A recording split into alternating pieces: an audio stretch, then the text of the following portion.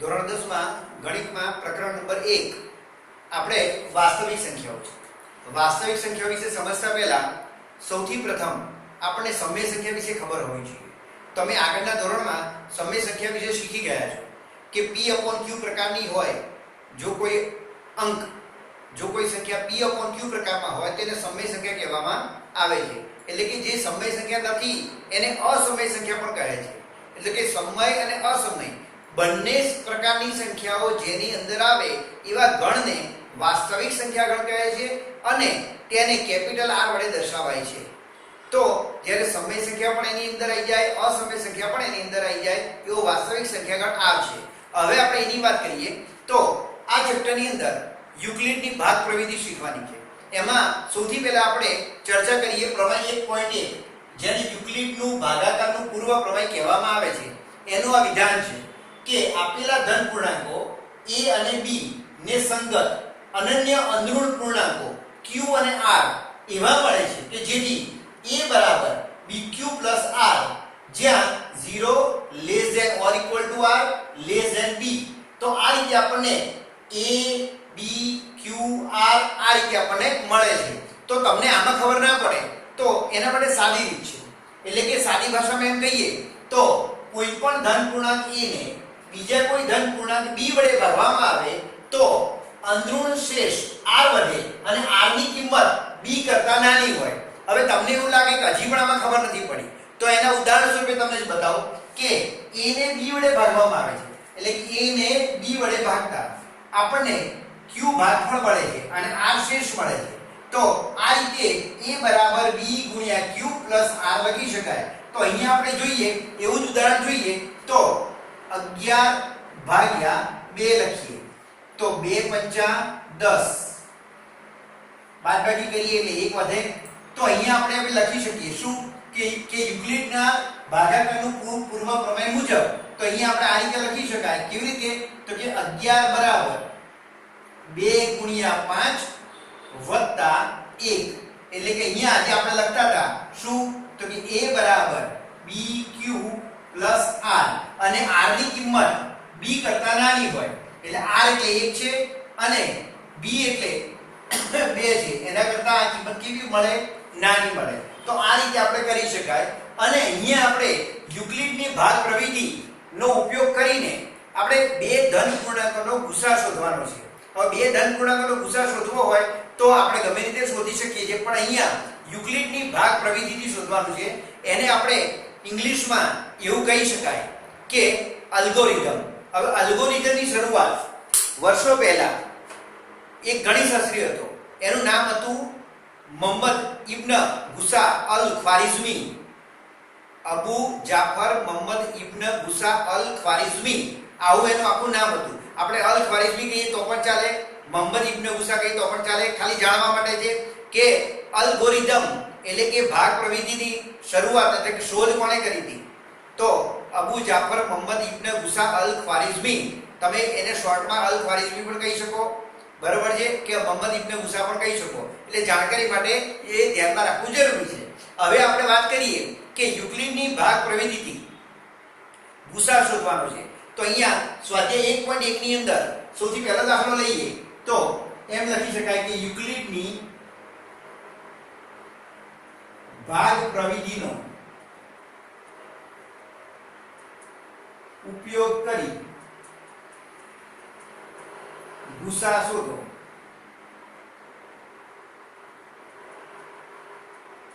તો એમાં પહેલામાં આપણે રકમ આપેલી છે આપણને કે 135 અને 225. હવે આનો આપણે ગુસા શોધવાનો છે, પણ કઈ રીતે? યુક્લિડની ભાગ પ્રવિધિનો ઉપયોગ કરીને ગુસા શોધવાનો છે. તો અહીંયા તમારે આવા કોઈ પણ બે સંખ્યા આપેલી હોય તો એમાં રીત બધામાં એક જ સેમ રહેશે. તમને ભાગાકાર આવડવો જોઈએ, બાદબાકી આવડવી જોઈએ. તો અહીંયા સૌથી પહેલા જોવાનું કે સૌથી પહેલા કોણ મોટું છે અને કોણ નાનું છે. તો આપણે જાણીએ છીએ કે 225 મોટા છે અને 135 નાના છે. તો સૌથી પહેલા એનો ભાગાકાર કરી અને પછી તમારે લખવાનું છે. આ જે ભાગાકાર છે એ તમારી ધ્યાનમાં લે એટલા માટે શીખવાડું છું, અહીં બતાવું છું. તમારે સીધું અહીંયા જ લખવાનું છે.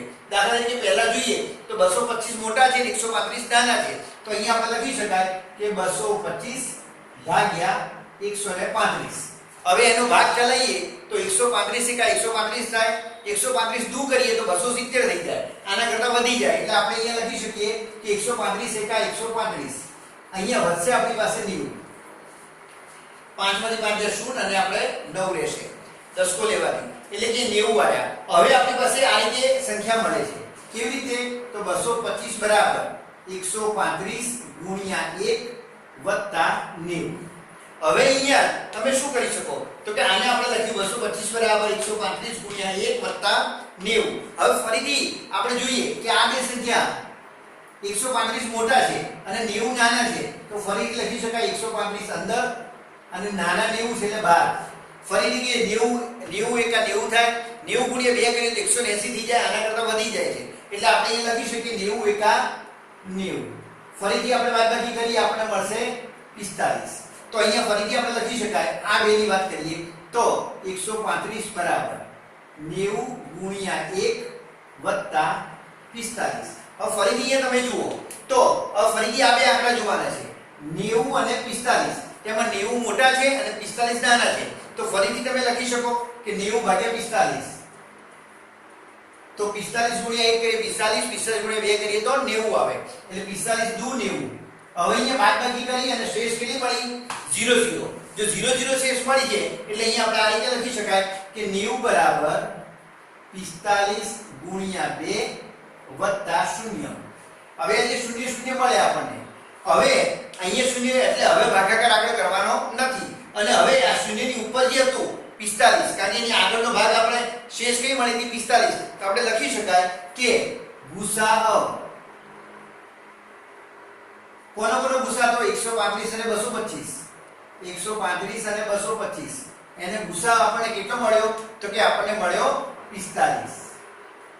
એટલે કે 45 એ 225 માં પણ આવશે અને 45 135 માં પણ આવશે. આપણે એવી રીતે લખી શકીએ. તો આ યુક્લિડની ભાગવિધિનો ઉપયોગ કરી અને ગુસા શોધ્યો. સૌથી પહેલા તમારે બે સંખ્યામાંથી જે મોટી હોય જોવાની. મોટી સંખ્યાને અંદર લઈ નાની સંખ્યાને બહાર લઈ ભાગ ચલાવવાનો અને ભાગ ચલાવ્યા જે શેષ વધે એને આ રીતે આ સ્વરૂપમાં યુક્લિડના સ્વરૂપમાં લખવાનું છે અને ત્યારબાદ આ રીતે કરતા રહેવાનું. જે શેષ 0 આવી જોઈએ પછી એની ઉપરની જે શેષ હોય એ આપણને ગુસા સ્વરૂપે મળે. તો હવે આપણે દાખલા નંબર 2 જોઈએ.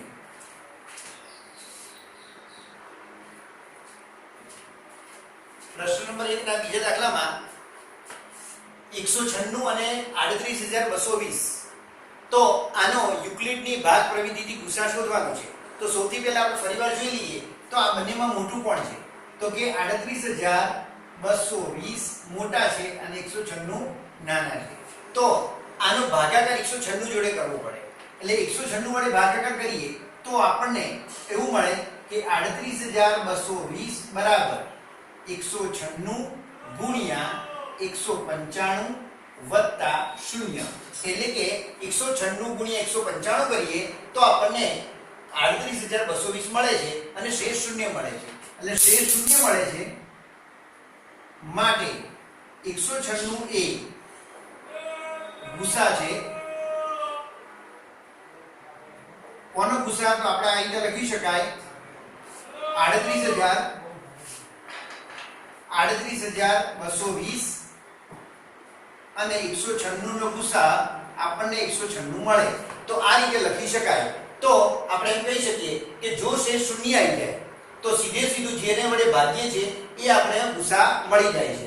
તો અહીંયા આપણે કહી શકીએ કે 196 ને 38220 એમાં 196 વડે ભાગાકાર કરીએ તો આપણને 195 ભાગ કરીએ તો આપણને શેષ 0 મળે છે અને શેષ 0 મળે છે માટે 196 એનો ગુસા છે. ત્યારબાદ આપણે દાખલા નંબર 3 જોઈએ તો 867 અને 255. તો બંનેમાં પહેલા મોટી સંખ્યા છે 867 અને 255 નાની સંખ્યા છે. તો અહીંયા સૌથી પહેલા મેં તમને બતાવ્યું એ રીતે અહીંયા ભાગાકાર કરવો પડે. એ ભાગાકાર હું તમને બતાવું છું. તમે પણ રફમાં કે અથવા સાઈડમાં ભાગાકાર કરીને પણ લખી શકાય. જરૂર નથી કે મોઢે જ કરી દેવું. એટલે અહીંયા આપણે લખી શકીએ કે 867 ભાગ્યા 255. હવે 255 ગુણ્યા 1 255 ગુણ્યા 2 255 ગુણ્યા 3 કરીએ તો અહીંયા આપણને મળે છે 765 અને 765 મળે છે એને બાદબાકી કરીએ આપણને તો જવાબ આપણને 102 મળે છે. તો એ રીતે લખી શકાય કે હવે આને 867 બરાબર 255 ગુણ્યા 3 વત્તા 102. હવે તમે અહીંયા જોઈ શકો છો કે આ બરાબરની જમણી બાજુ એક આ સંખ્યા અને એક આ સંખ્યામાં મોટું કોણ છે 255 અને નાના છે 102. ફરીવાર આપણે લખી શકીએ કે 255 અંદર અને 102 બહાર. હવે 102 ગુણ્યા 1 એટલે 102 ગુણ્યા 2 કરીએ તો 204 મળે અને 102 ગુણ્યા 3 કરીએ તો 306 થઈ જાય, જે વધી જાય. એટલે અહીંયા આપણે 102 ગુણ્યા 2 વડે ભાગ ચલાવીએ તો આપણને આ રીતે મળે, તો જવાબ મળે છે 51. તો અહીંયા આપણે ફરીવાર લખી શકીએ કે 255 બરાબર 102 ગુણ્યા 2 વત્તા 51. ફરીવાર તમે જુઓ તો હવે આ બે સંખ્યાની અંદર 102 અને 51 માં 102 મોટા છે ને 51 નાના છે, તો અહીંયા 102 અંદર આવશે અને 51 બહાર આવશે, એટલે 51 દુ 102 થાય અને આપણને શેષ મળે છે 0 0. તો અહીંયા ફરીવાર આપણે લખી શકીએ કે 102 બરાબર 51 ગુણ્યા 2 વત્તા અહીંયા આપણને મળે છે શેષ 0 0. હવે આપણે લખી શકીએ 0 0 ઉપરનું કયું છે 51, તો આપણે લખી શકીએ કે માટે ગુસાઅ કોનો ગુસાઅ 867 અને 255 એનો ગુસાઅ આપણને મળે છે 51. તો આ રીતે યુક્લિડની ભાગ પ્રવિધિથી ગુસાઅ શોધી શકીએ છીએ. આ સિવાય પણ તમે પણ શોધી શકો છો. તમને શોધવા માટે એક પ્રેક્ટિસનો દાખલો આપું છું કે જે 420 અને 130, તો આનો ગુસાઅ શોધો.